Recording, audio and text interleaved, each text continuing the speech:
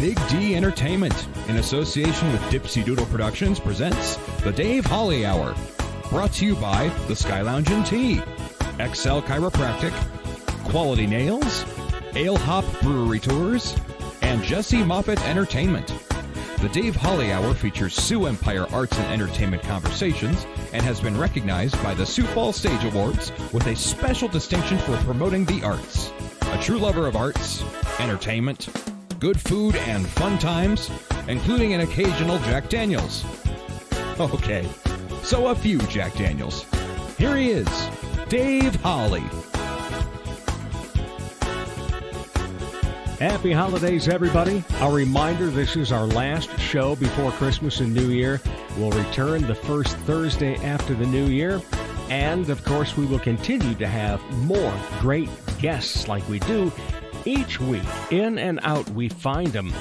New people you haven't heard from today, including singer, songwriter, album producer Elizabeth Enalls, and from the oldies band, the 1270s, Dakota Gamber and Adam Bruggeman. We already have things to celebrate, don't we?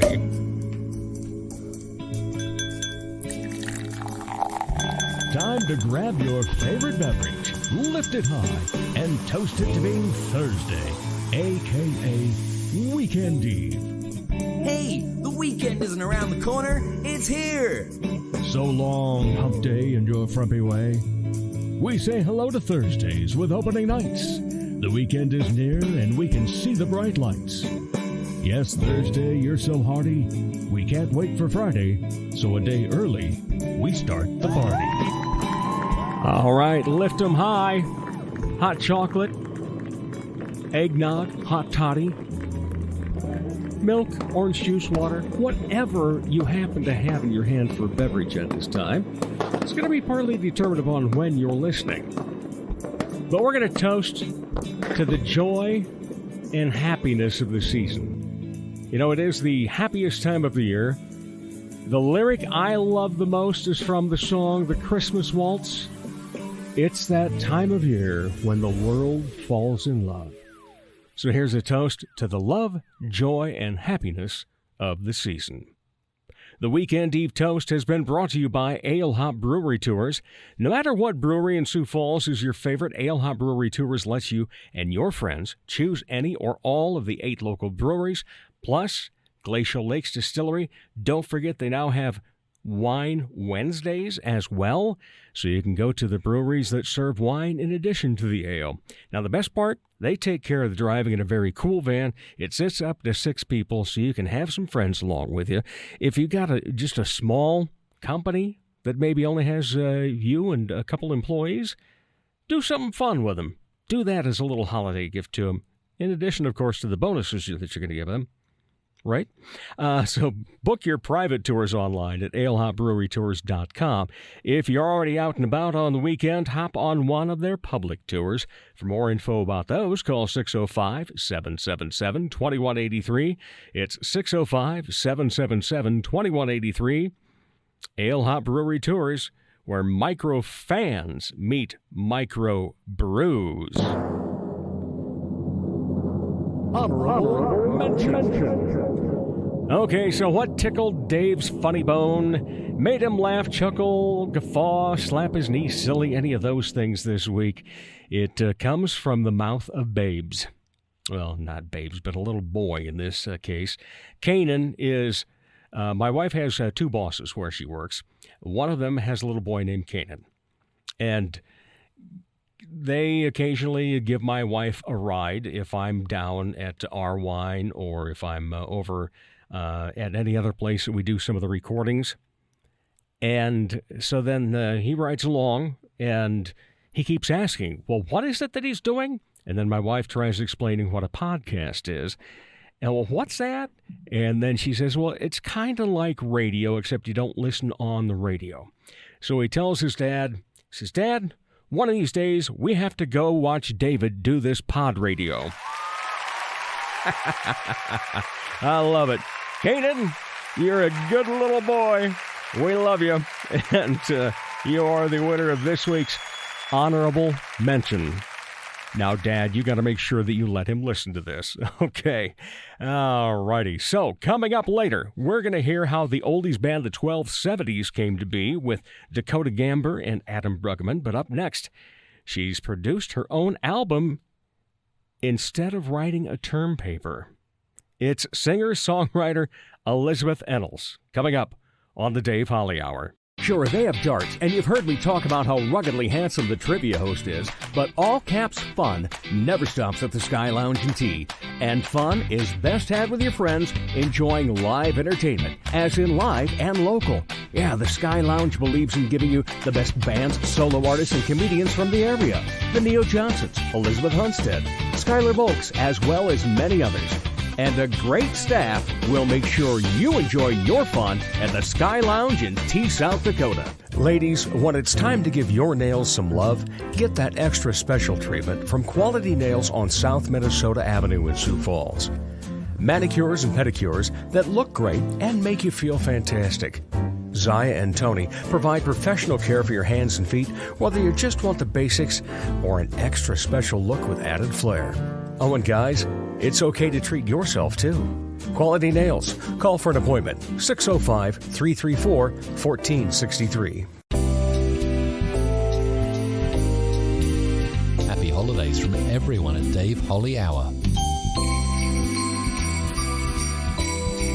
Welcome back, everybody. Merry Christmas, by the way, as this is our final show before Christmas and New Year's. We will not be producing a show because, well, you know, normally I record on Mondays, and Monday the 20th, I have to go to an event known as the Flandreau Middle School Holiday Band Concert, because there's this 10-year-old blonde that has such a big part of my heart that, so I'm taking that off. And then I figured, you know, last year we did the show before Christmas and the show before New Year's. We took those off.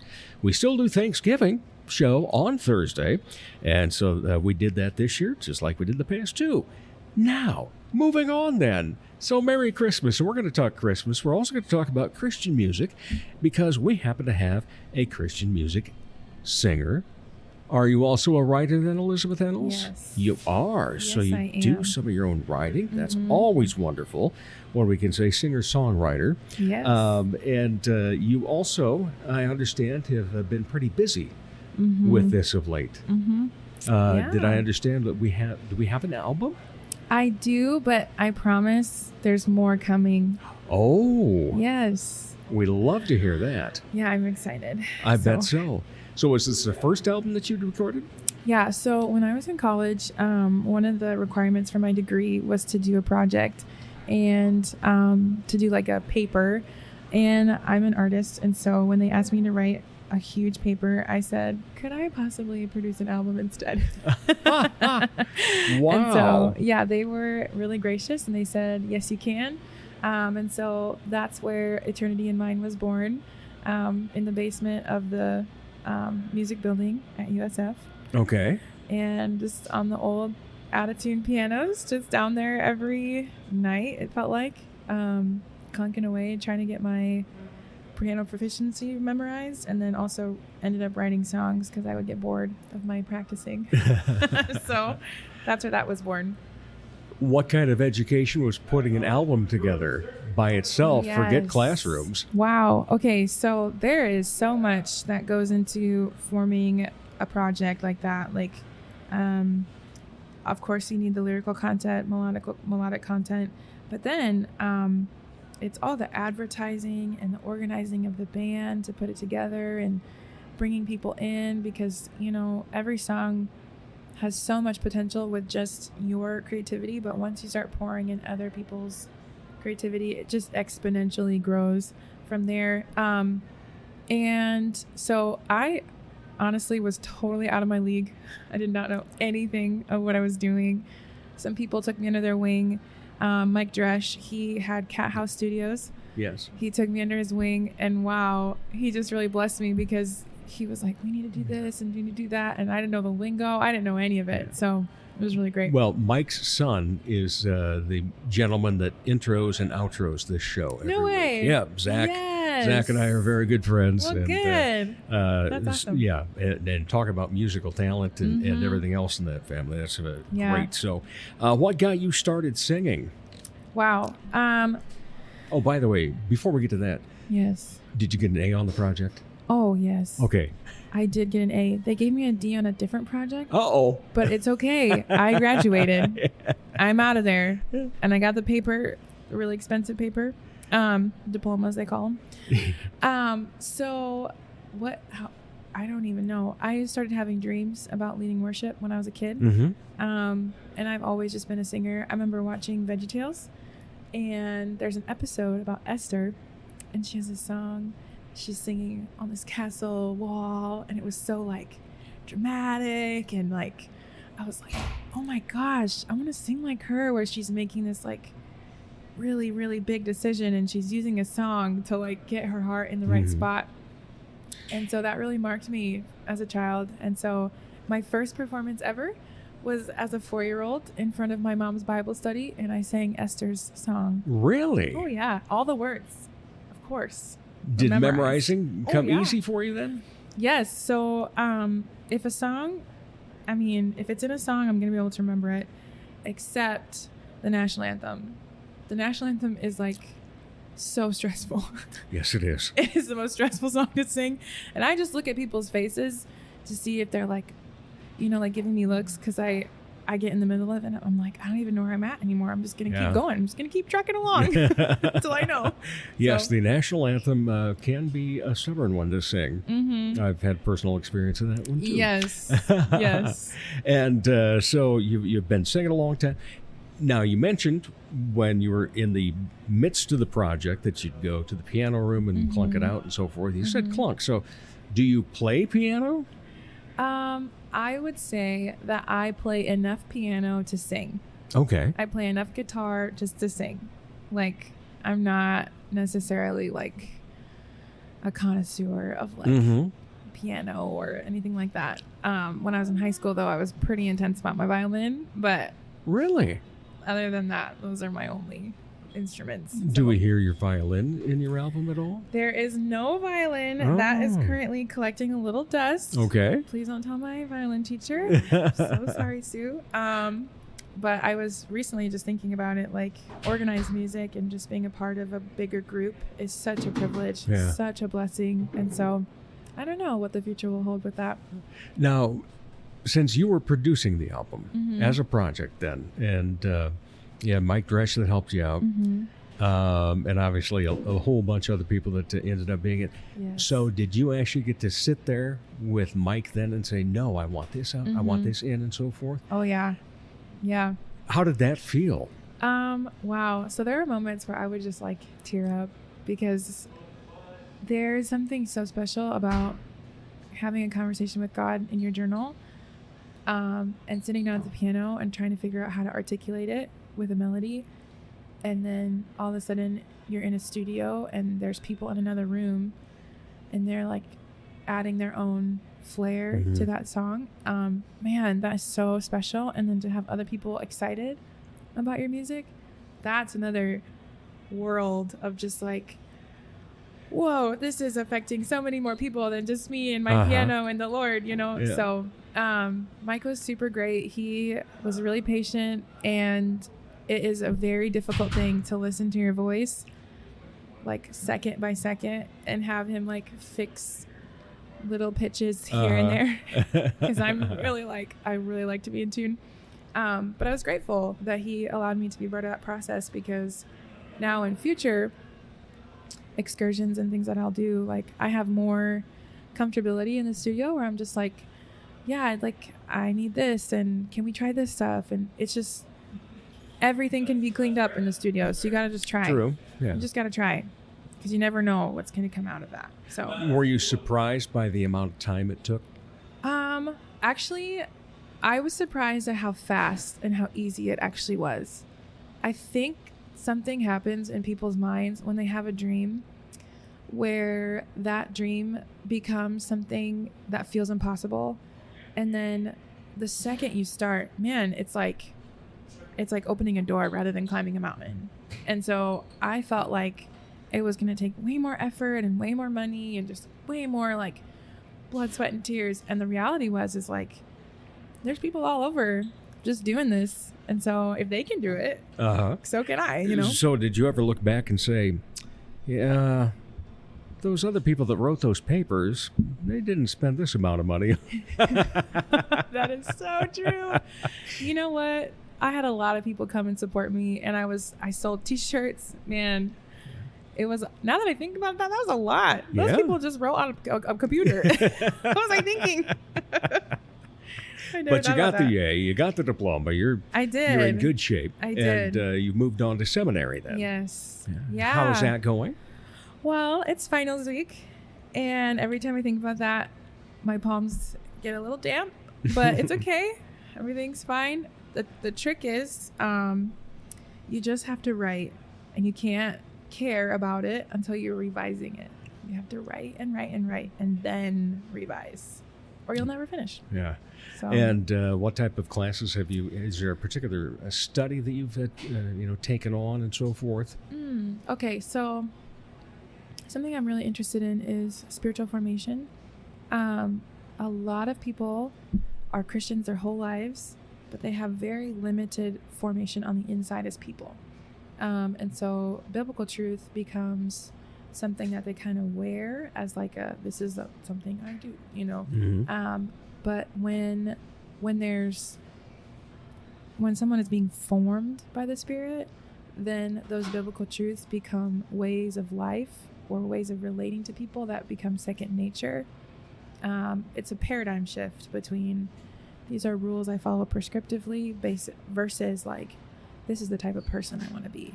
So that's kind of where my mind is at. And then it does involve a lot of like theological, thought, but it also is a lot of psychology stuff too, where it's like, let me recognize where these things are coming from or where this mentality comes from so that the Lord can actually do something about it instead of. And was that something you had to go through yourself? Oh my gosh. Yes. Wow. Good question. I get one per interview. You get more than that. So spiritual formation, I think, is something I would say boldly, if you're not doing it, then you might be dead. But like the process, I don't think the process ever ends. I think there's just levels, where they say that life is like an onion where you just keep pulling and just pulling layers back. And I think it becomes more fruitful if you walk through it yourself, first. All right. So you hinted earlier there's going to be more. Does that mean you've already been writing more? Oh, yeah. Oh yeah. Okay. Yes. Give people an idea about your album that you do have right now. Okay. And where we can get it, of course. Oh, man. Okay. just so you guys know, it's a college project. Oh. So Eternity in Mind, man, the season of my life that I was in, it felt like God was forcing me to do all these things. I was like, why can't I just like do what I think I should do in my own mind? And I was like, why does he keep saying this and that? And I have to do all these things. And I was talking with a friend and he said, God has eternity in mind when he makes decisions for your life. And it just rocked my world. I was like, it was like revelation just exploded, because I think about the next 5 years, I think about the next 10 years, but God thinks about the beginning and the end. And so when he's making decisions for me, it's more than just what makes her comfortable for the next hour. Mm-hmm. There's something bigger going on. And so there's a lyric in there, in Abraham, there's more to life than what I see with my eyes. Like, there's more than just right here in front of me. I have to start thinking about farther out and farther back, but only God can do that perfectly. So how do you feel that Christian music helps people become Christians or improve their Christian, or I don't want to say improve, but how do they interact with it? Yeah, grow with it? how they grow with it, and they go on their journey then. Yeah, this is so fun that you're asking this question, because one of my dear friends, she sent me a screenshot on Instagram and she was like, my Spotify rap told me that your song Eternity in Mind was my #1 played song last year. And my heart was just like, this little project that I was doing in the basement of Jesky, like, helped her in a process where she was overcoming all kinds of things in her own life. I don't know what she was talking about with the Lord, but I think Christian music is imperative to the Christian life. And I want more representation. I want to see more, like, different styles of music being lifted up to the Lord. Like, he loves it all, you know? So I would say if you're a Christian, make sure that you're listening to some Christian music. Mm-hmm. So I got to go find a Christian jazz album. I have suggestions for you. Oh, I will take them. Yes. All right. And they're not bad. Like, they don't suck at all. Now that's quotable. I know. Elizabeth Enalls. They're not bad. They don't suck at all. Dang it. It's true. That's awesome. It's I true. love it. There's a couple of questions that I usually ask toward the end, but Okay. I'm going to ask them now, and then we're going to transition into Christmas stuff. Okay. Okay. So the first is, when you're not, doing this and being an entertainer or, being an artist, creative and so forth, what do you like to be entertained by? Wow. That is such a good question. Let's do this time. I know. Gold star. Okay. What do I like to be entertained by? I love heroic things, like valor and honor. And Right. So I'm not the girl that's going to be like, can we watch Pride and Prejudice? I'm the girl that one actually has a lot of honor and valor in it. But I'm the girl who's like, let's watch Braveheart, or like a King movie, or like something where they have to fight to get the thing. And then they're like, we're victorious. And then something happens, and like they have to, like, maybe I should say I love character transformation in the midst of a storyline. And so if that's a movie, if it's a book, I gravitate towards this person having to choose honor or whatever is easy, and then they, like, win. I love those types of things. Victory. So, yes. My favorite movies are Lord of the Rings. Oh, my. It's true. Aragorn ruined me Yeah. as a child. So Thank you, Tolkien. I know, right? Such a great guy. Any other hobbies? My hobbies include staring at my plants at my house and wondering if I'm watering them enough.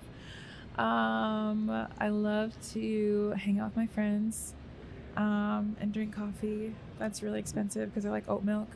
Oh, yeah. It's really bad for my bank account.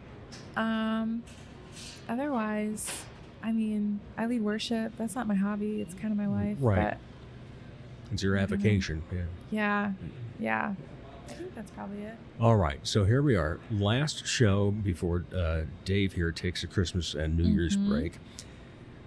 What are some of your favorite Christmas traditions? Oh, I should have known this question was coming. Okay. It's funny because we asked that question at our staff meeting today. And so I should be prepared, is what I'm saying.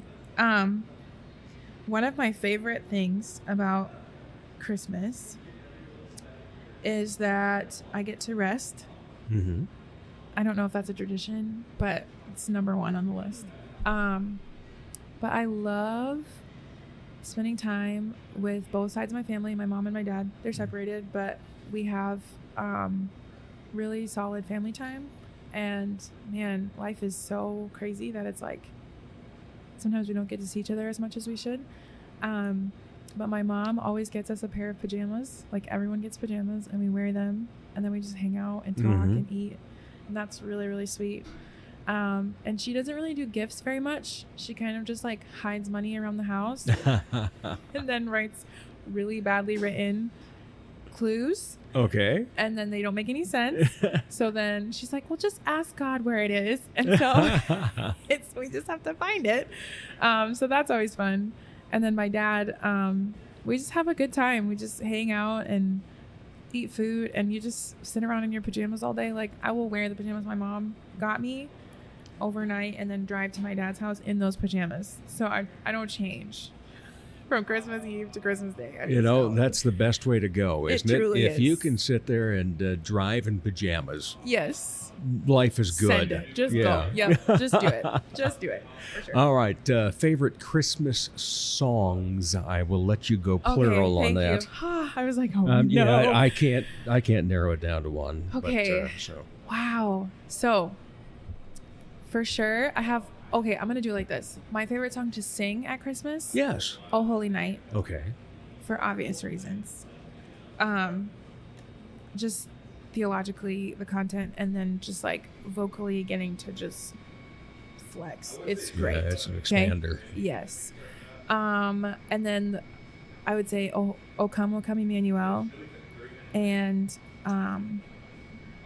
there's a song that I sang that was in Latin that was one of my favorites. Can't remember the name. It does exist, I promise. But I would say "O Come, Emmanuel" is one of my favorite songs around Christmas time. The whole thing is really just my fave. Right. Yeah, I love it all because about, you just get to sing about Jesus all the Yeah. time. Any secular songs, Christmas songs that you enjoy? There are some. I know this.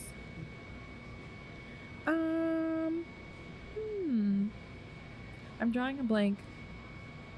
But I think, like, if it's well written, I'm going to enjoy it. You know what I mean? Yeah, there's a certain, just a feel good about the holiday and so forth. Yeah. It's so good. Yeah. So good. I'm guessing that you're not one that needs big gifts, based off of your personality. But That anything, is a compliment. you're looking at Santa. So Ooh. anything you want for Christmas? Wow. Santa, if I could have anything for Christmas.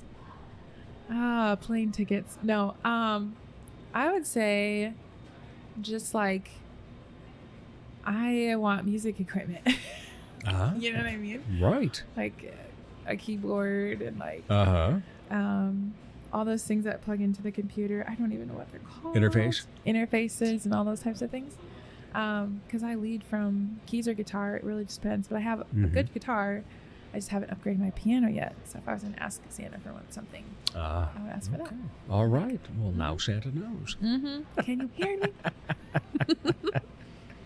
All right. And anything that you hope for everybody else for Christmas?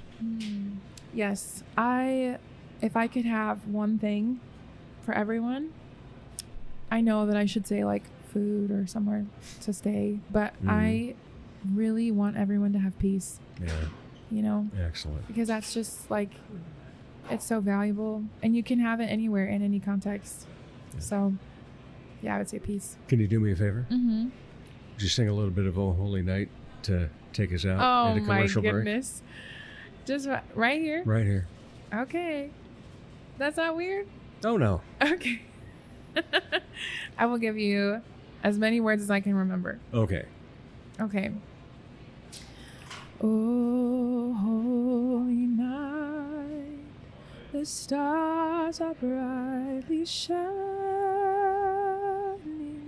It is the night of our dear Savior's birth. Long lay the world in sin and error pining, till he appeared and the soul felt its worth.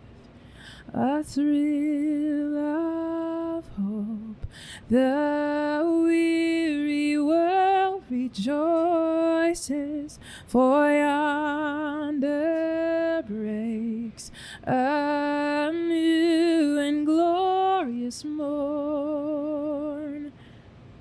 That's all you Merry get. Christmas.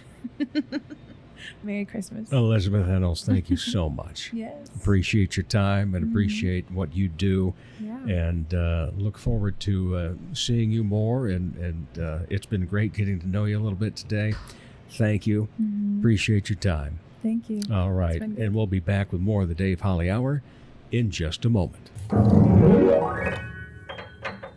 Hi, my name is Jesse Moffett, and I'm not a piano player. I'm a comic magician and hypnotist. I've been performing for over 20 years.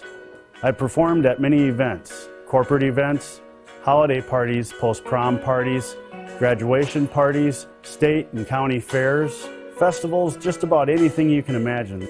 The funniest thing about the Magic Act is that I use a ton of audience participation, and that can make things really interesting.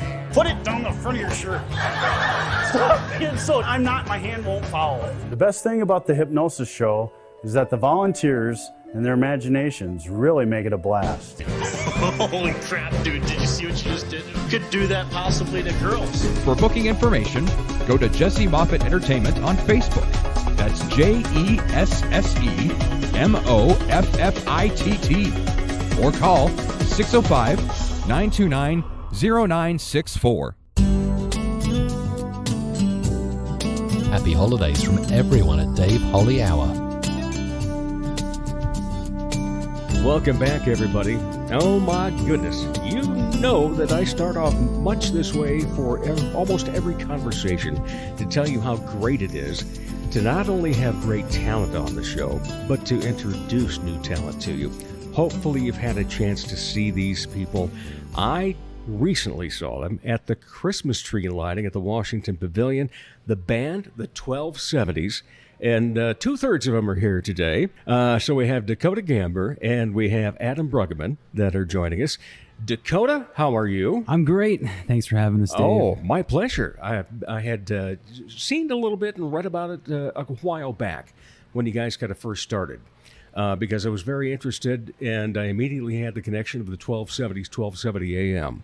Yep. And that's why you chose that name, correct? Yep, that's right. Because of the oldies, that's what you guys are playing. Mm-hmm. And then I just didn't have a chance to see you guys, and so we were there at the tree lighting, and it's like, man, this is fun. Got to get them on. So came up and introduced myself to everybody, and, well, except you, Adam. Were you inside warming up? I have no idea what I was doing. Okay. I feel like after shows, I just mosey around. Yeah. I might go change or, who knows. Well, this was beforehand, before you guys actually started. He was doing his local warm-ups. Oh, okay, yeah. Yeah, I have no idea. Beats me. I was probably hanging out. You were probably warming your fingers up. It was pretty cold. Yeah. Yeah, it was. It was a little chilly that night. They gave us a heater, though, so it was nice. That was nice, wasn't it? It was nice. Yeah. It was like right behind me. And you still looked good. See, that's what I love about this group is the retro part. I mean, you get to hear oldies, and then you guys dress up, kind of early Beatle-ish. Yep. And so forth. You've got nice haircuts. So you're the clean-cut image of that and so forth. And then you start to play, and it's like, okay, we're having a good time now, aren't we? Yeah. How did the three of you get together? So I guess it all started back around, I think it was 2015. We had all gotten together. I had met Adam at a party. Well, I grew up with Adam, but I had seen him at a party, and Dan and I had already been talking about putting a band together. And I kind of approached Adam and asked him if he'd be interested in doing something. And we all got together and we played for a little while and kind of fizzled out. And then I ended up moving back to Mitchell. I'd moved away. And then we all got back together about 2019. I think it was like October of 2019.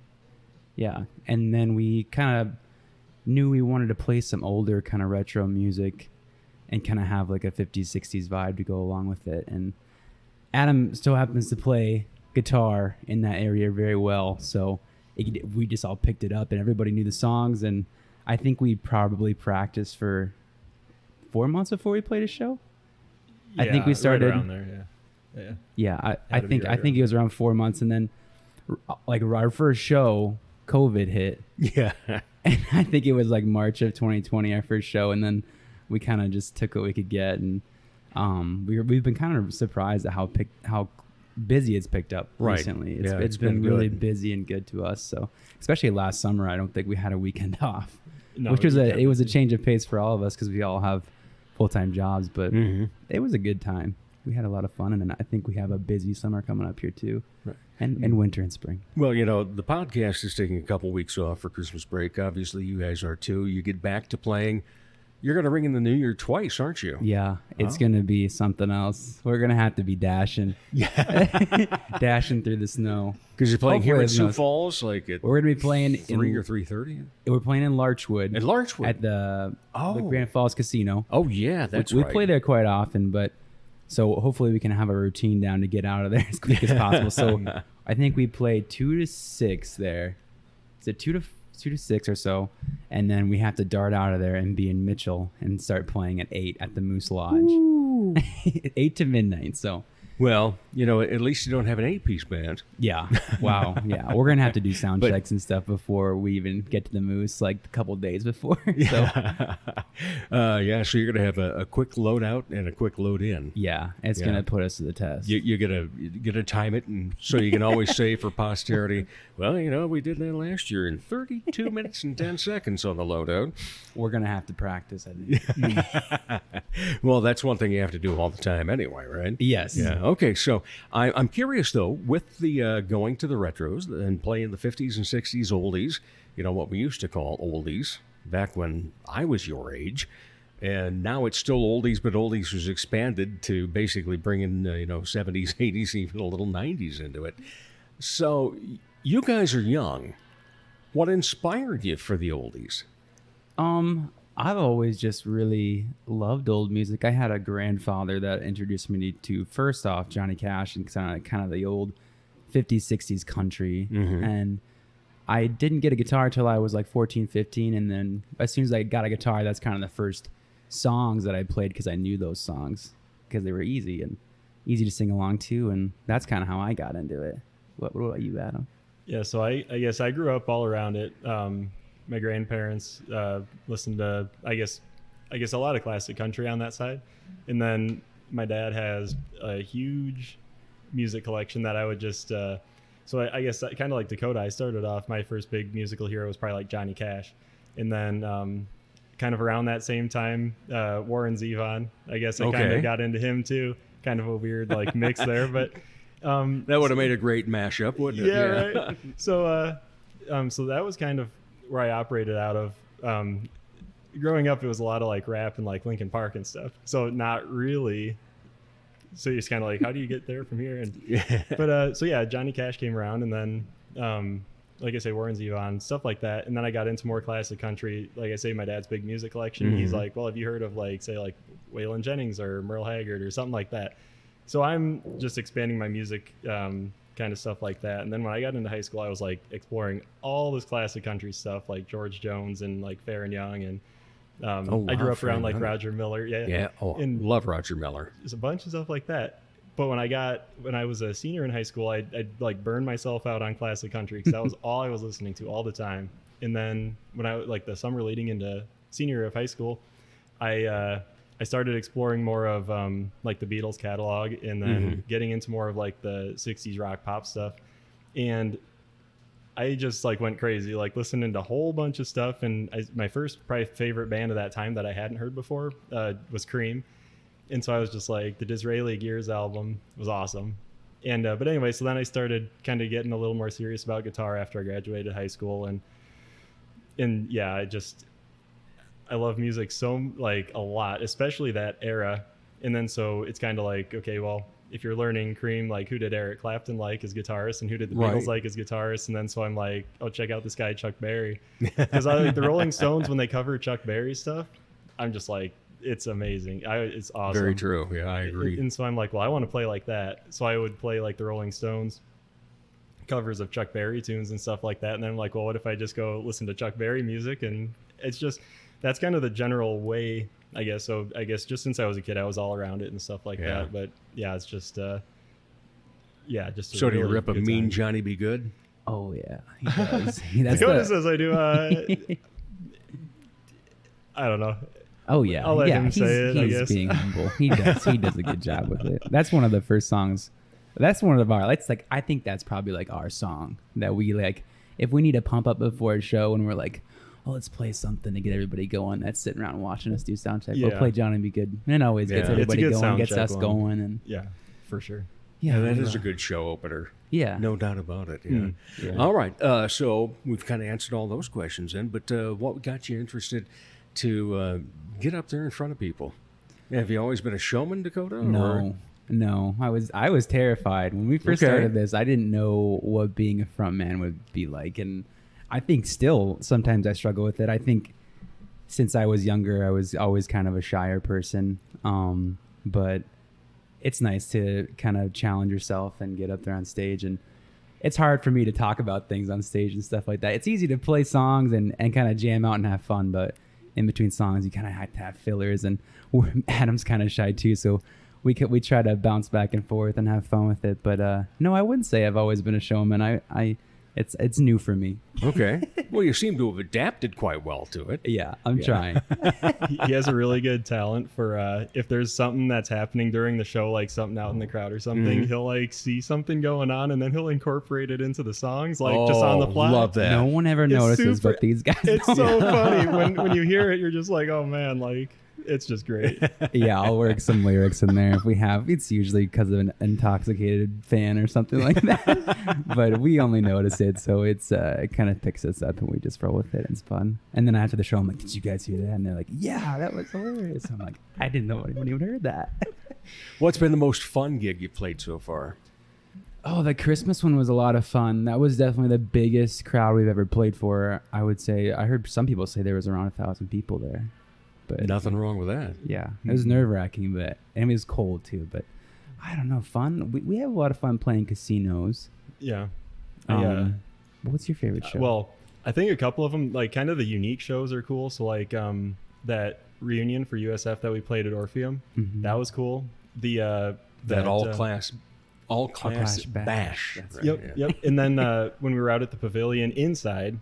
That was cool for the Cornerstone. We played a private event for a Cornerstone Financial, and we got to play on the Grand Hall stage at the pavilion. So we weren't playing to the crowd, but we were like still on the stage, turned around. But I'm like, when we were doing sound check, I'm like looking out in the seats, and I'm like, man, maybe someday. Yeah, we were on the stage, maybe someday on the stage playing to the stage, and everyone was eating. It was cool. It was no pressure. That was really cool. I think one of my favorite places to play is Carthage.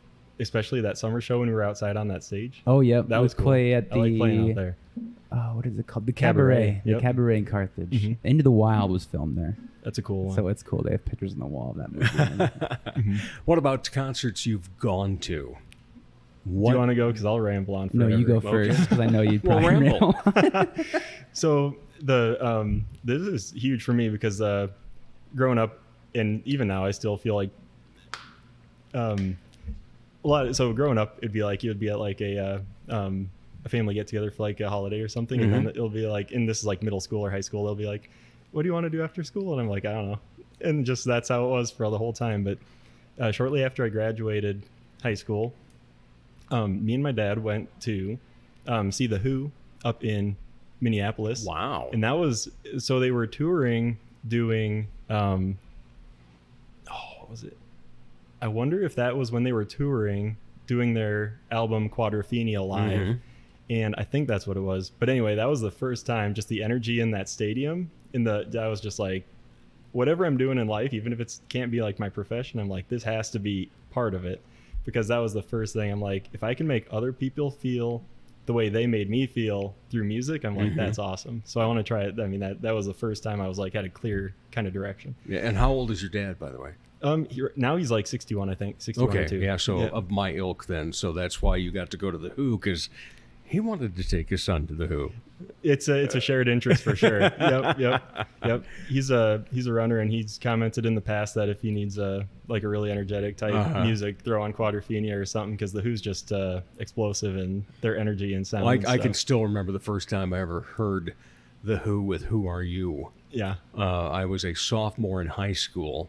So that takes us back to 1978, I think it was. And it was played on the thing called a jukebox. A 45 record that dropped in a little drive-in in Rock Rapids, Iowa, my hometown. And man, it's just like, whoa, that one blew me away. You know, I'd heard some Who tunes prior, but when that thing came on, I think the first time I heard Who Are You was the CSI? This theme song for CSI. Yeah, sure. Then he takes off his sunglasses and says something real catchy. And that crazy scream coming out. Yeah.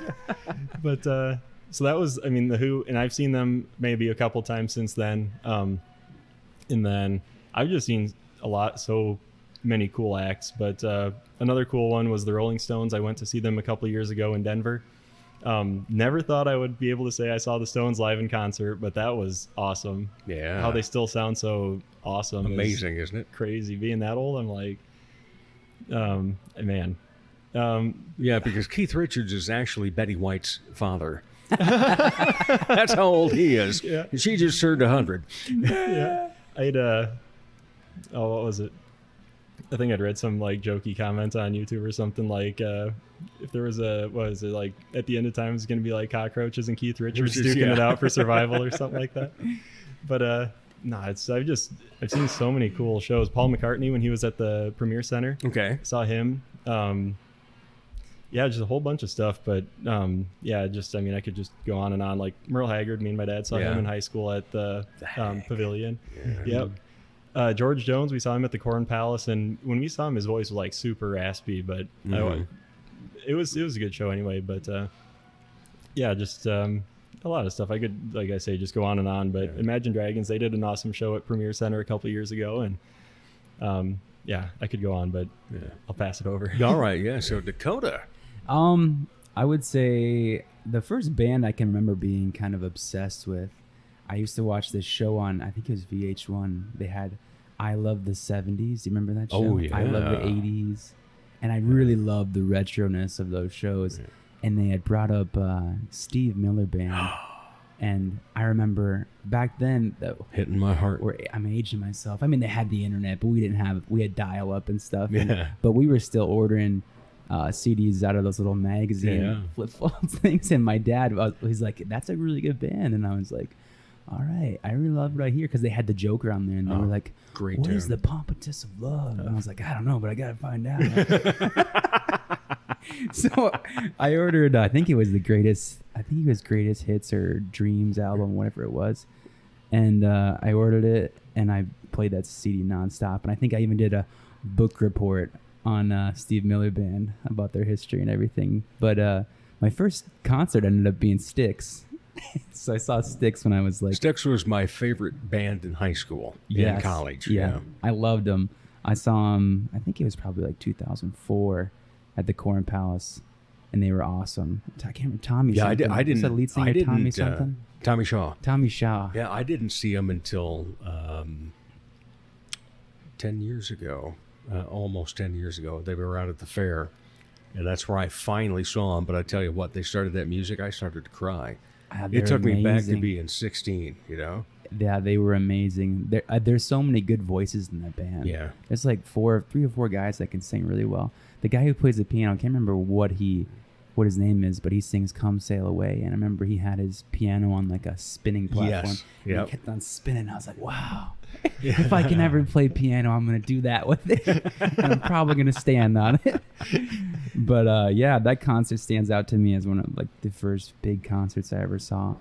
And then I ended up seeing Steve Miller Band in high school at the fair. Okay. And they blew my socks off too. Yeah. I really loved watching them. Love him. He was older, but I was surprised at how good his voice still sounded. Yeah. And he's still out there, and there's so many that are. I tell you what, we'll kind of go back to a few other things, back to the oldies part.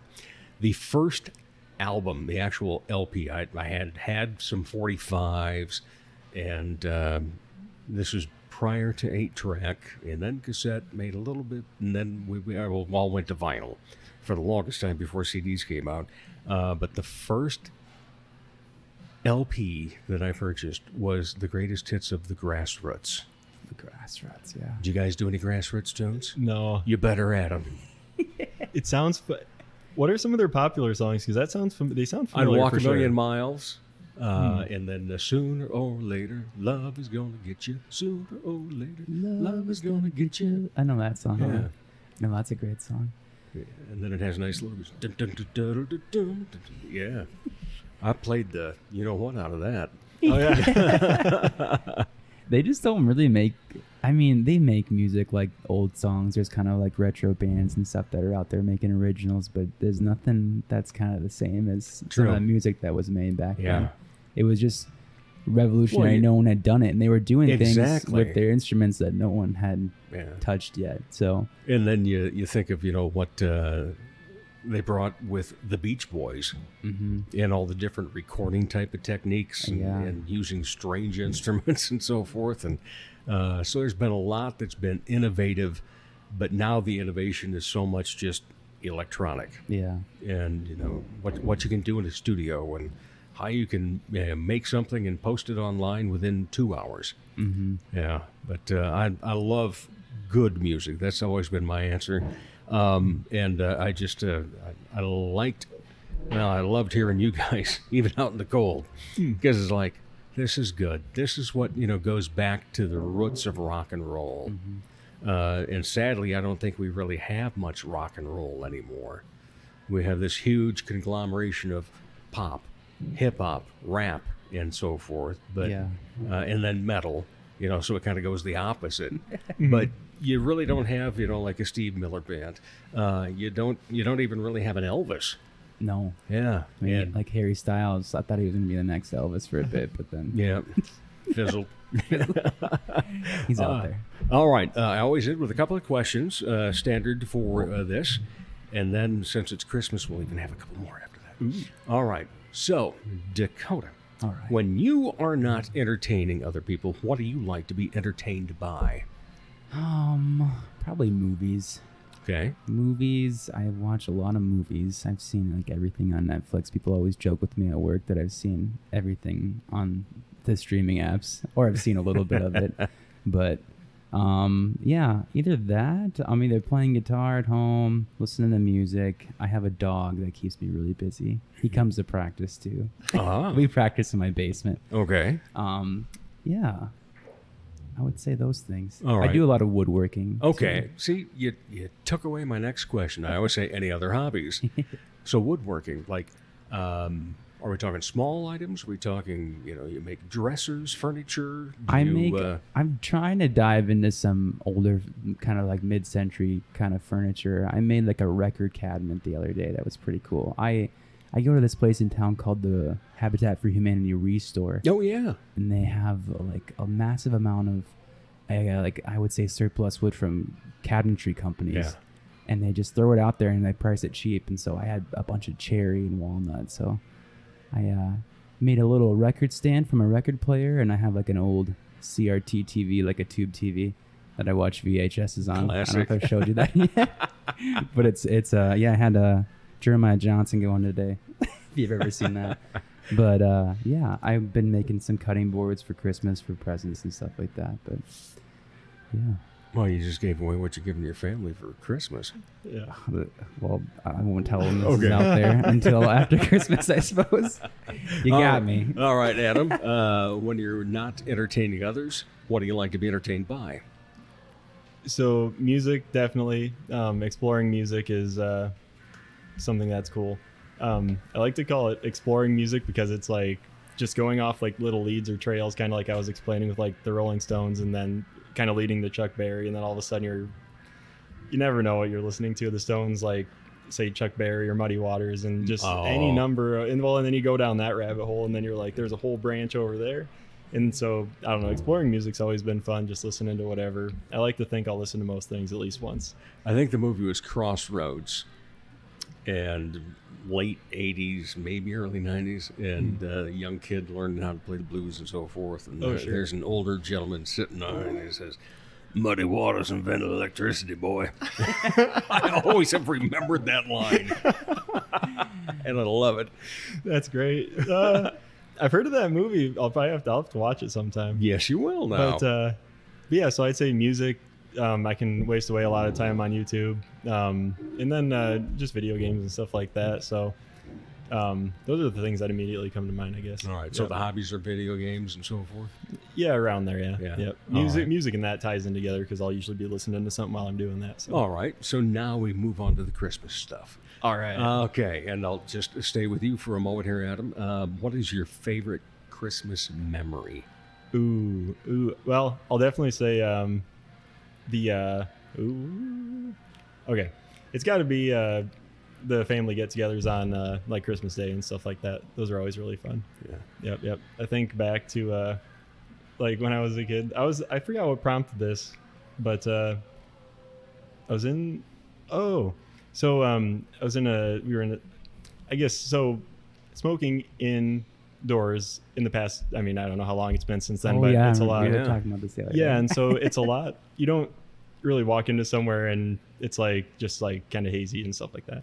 So, but recently I was in a place like that, and then I was like, it kind of reminded me of when I was a kid at those Christmas get-togethers, wherever like people would be talking and gift exchanges and stuff like that. It would just be like a haze in the air, and so it's kind of nostalgic, the smell and just the sight and stuff like that. Yeah. But, so that's got to be it. Yeah. Okay. What about so. favorite Christmas songs? I'll give you the plural so that if there's more than one, go ahead and spew them. I will. Run Run Rudolph's definitely got to be one. Brian Setzer's got a cool one. Dig That Crazy Santa Claus. And his orchestra.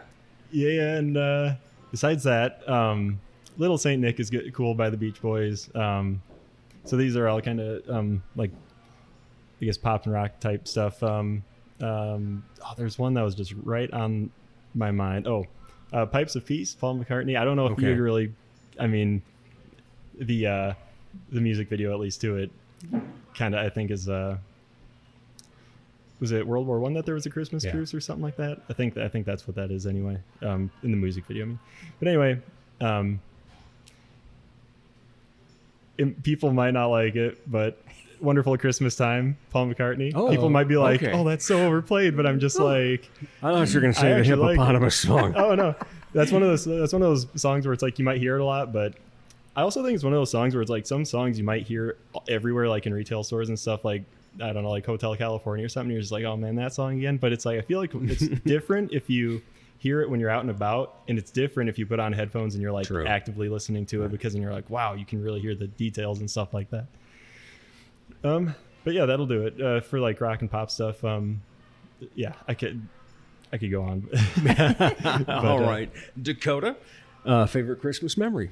I would probably say, being younger, we had a lot of grandkids in my family, and we all kind of gathered around for Christmas, and everyone's kind of gone their separate ways now, but we have a kind of a younger group of grandkids that you get to kind of relive it all through. Yeah. So I would say, gathering with family, going sledding and stuff like that. Recent like ski trips with friends and stuff like that. And then of course this last Christmas show, that was a fun time. Yeah. So then the music.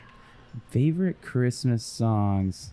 Right now I would probably say I've always really liked that classic Have Yourself a Merry Little Christmas by Judy Garland. There's a song out there by one of my favorite bands right now. They're called Susto. They're kind of like an alt country band, and they have this song called I can't remember what it's called, but it's basically about Santa. It's really sad. It sounds kind of bad now, but it's Santa like passes away, and they talk about his life in this song, but it's kind of in a comical way. And I sing it to my girlfriend all the time, and she thinks it's hilarious. But yeah, I would probably say those songs, and then probably Run Run Rudolph too. Yeah. We jammed out to that one, learning it and everything, and it's a fun song to play. I agree with you on Judy Garland. Have Yourself a Merry Little. The line in there about next year maybe all our troubles will be out of sight gets me every time I hear that song. Yeah. We played it at the Pavilion, and that song was actually kind of hard to learn. We kind of had to make our own pace with it, and because it was so slow and it wasn't really our style, so we had to kind of like figure out how to walk around it, and we figured it out. So hopefully everybody enjoyed it. All right. Well, it's been a pleasure. I appreciate you guys, and as well, let's just highlight again the I wanted to say January 1st, December 31st, the New Year's Eve shots that you're going to be. You're going to be out at not Royal. You're going to be over at the Big Falls, Grand Falls. That's right. That's in the afternoon. Yep. I believe it's 2 to 6. 2 to 6 or 2 to 5. I'll have to double check, but it starts at 2 for sure. And then the evening show? The evening show is at the Moose Lodge in Mitchell, and that's from 8 to midnight. You'll ring in the new year. We'll then. ring in the new year with All everybody right. in Mitchell and the surrounding areas. Well- Anybody can come, but you got to get tickets because it's going quick. Hey, there we go. We like sellouts. So they say.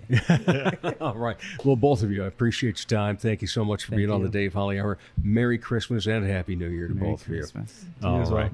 And we'll be back to wrap up the Dave Holly Hour in just a moment. Dr. Perry Langston and Dr. Corey Tooney know excellence is in you. That's why they provide you with excellent care at XL Chiropractic, improving your overall health in spirit, body, mind, and will. Get results the natural way. Arrange a consultation. 605-332-9235 or xlchiros.com. Excellent care for excellent people. XL Chiropractic, located at 4309 South Racket Drive in Sioux Falls. From the Dipsy Doodle Studios at the world headquarters of Big D Entertainment, a 40-square-foot home studio in the middle of America, it's Dave Holly. Thanks again to my guests, Elizabeth Enalls, Dakota Gamber, and Adam Bruggeman. Thanks to Remedy Brewing for hosting the conversation with Elizabeth, and then to Our Wine Bar for hosting our chat with the 1270s. Most of all, thank you. The show continues. It's a success due to each one of you. Hope you enjoyed this last show of 2021, as this old man's going to take some time to enjoy the holidays. By the way, doesn't mean I won't be doing anything. Is the ruggedly handsome trivia host who will be at the Sky Lounge and Tea for Holly Jolly Christmas Trivia this Friday night at 7. Then the Holly Jolly Santa's got quite a busy day Saturday, and we'll top it off with the Singing Santa along with Elizabeth Hunstead at Our Wine Bar Saturday evening. You may want to get some reservations for that one. Have brunch with Santa at Granite City from 11 to 1 on Sunday. Last Sunday was a blast being there. Had such a great time. Then, Sunday afternoon after the brunch, he and Mrs. Claus headed to the Sunday matinee of Sleeping Inside being performed by the mighty Corson Arts Players. Enjoy this time, everyone. Remember, I'm Dave Holly, and for me, every day is a holly day. The Dave Holly Hour has been brought to you by the Sky Lounge and Tea, XL Chiropractic, Quality Nails, Ale Hop Brewery Tours, and Jesse Moppet Entertainment. If you would like to contribute to the continued success of this podcast, go to DaveHollyHour.com. At the bottom of the front page is the additional links section. Click on the orange button, Dave Holly on Linktree. You can order merchandise, become a Dave Holly Hour VIP, and make contributions to the show. The Dave Holly Hour is produced in the Dipsy Doodle Studios by Big D Entertainment. Thanks for listening.